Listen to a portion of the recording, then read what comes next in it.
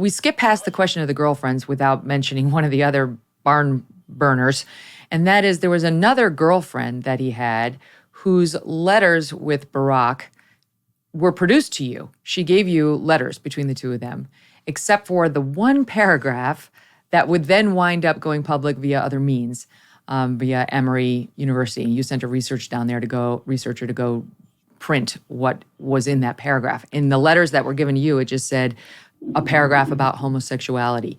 This has made a lot of news, but it turns out that he was writing to his then girlfriend. This is, back in the younger years, about how he had repeated fantasies of having sex with men.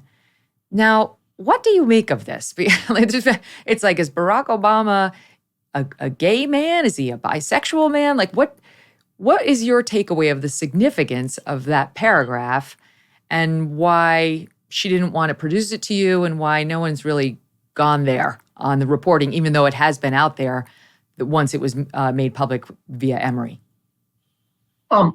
Several things, Megyn.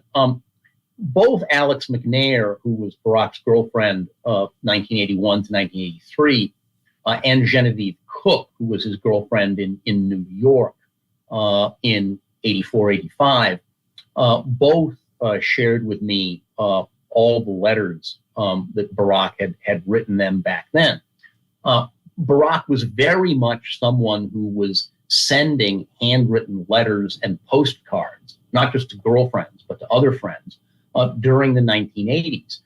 This may sound very quaint to younger people today, who the idea of people actually mailing handwritten letters through the postal service. This is how we used to have to do it. We didn't have email. We didn't have texting, right? Like, even when I got together with Doug in 2006, he would write me letters. I would write him letters. I mean, it's like not so long ago we used to do that.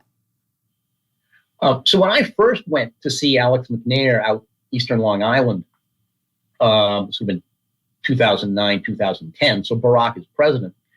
So Alex let me read and take very detailed quotational notes from all those letters, but she redacted one paragraph, said it was too sensitive, for while he was president, said it was about homosexuality. And then after Rising Star was published in 2017, it was announced that Alex had sold these letters to Emory University. And there were a number of news stories. The Atlanta paper, the New York Times, published stories about these letters. But none of the stories made any reference to this paragraph that had been redacted from me. And so I asked one of my oldest friends, Harvey Klehr, K-L-E-H-R, who's a very distinguished historian of American communism, has been a professor at Emory his whole life. I asked Harvey to go to the Emory archives, visit the Emory archives. They wouldn't let even Harvey make a photocopy of that page in the letter. And so Harvey had to copy down the missing paragraph, pencil and paper, and emailed it to me. And so that language about Barack telling Alex that he regularly fantasized about relations with men, that's in the paperback edition of Rising Star, which was published in 2018. But I believe only one fairly obscure conservative website mentioned it at the time. So I'm frankly bemused that has been sitting in public view in the paperback of the book for over 5 years now, before most people decided they wanted to discover it. Right. Well, I mean, you can bet everything that if Trump had some letter in which he talked about repeatedly fantasizing about having sex with men, it would be everywhere. To me, as a member of the media, this just seems like the media running cover for him on this is something that would be embarrassing potentially to him, and they don't want to embarrass Barack Obama. Well, I mean, certainly in the context of when Emory put out the story in 2017 of having acquired the letters, one might think that the journalists covering that would actually read the letters in full I mean, now perhaps Emory didn't encourage them to do that. Maybe they were shown only selected portions.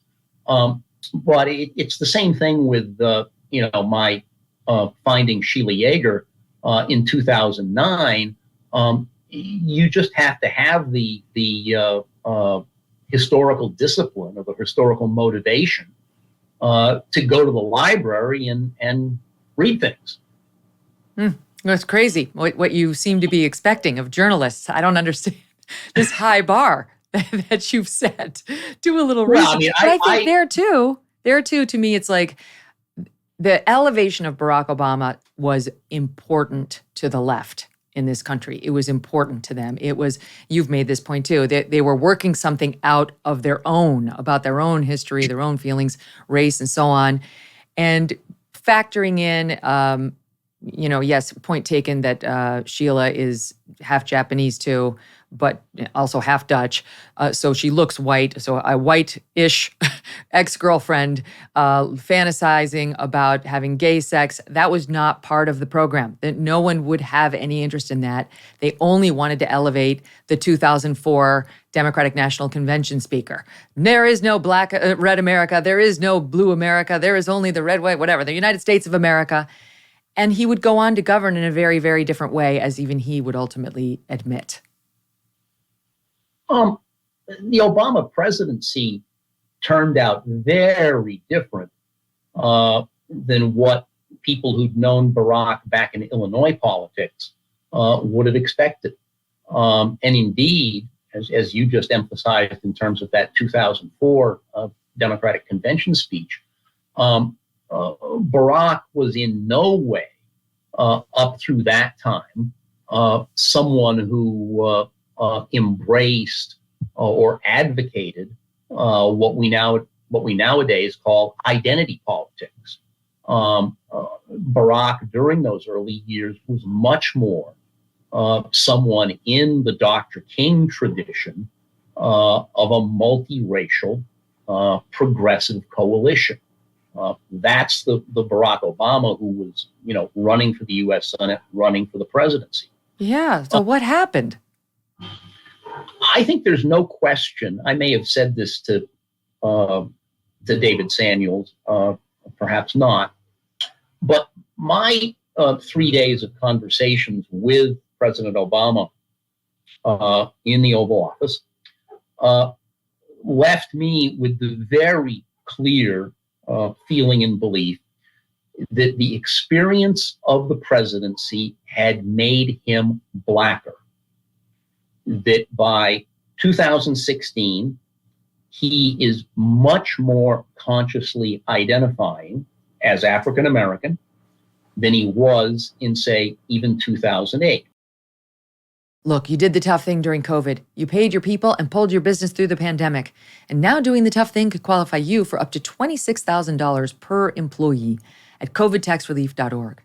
Government funds are available to reward companies with 2 or more employees who stayed open during COVID. This is not a loan, and you don't have to pay it back. The program's complicated, but no one knows more about it than the CPAs and tax pros at covidtaxrelief.org.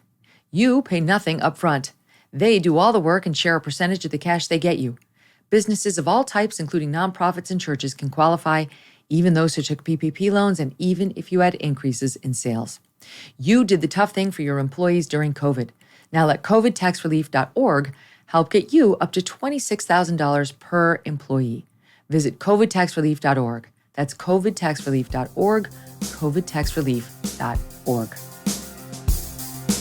Hey, thanks so much for watching. If you like what you just saw, hit the subscribe button for more clips and full episodes.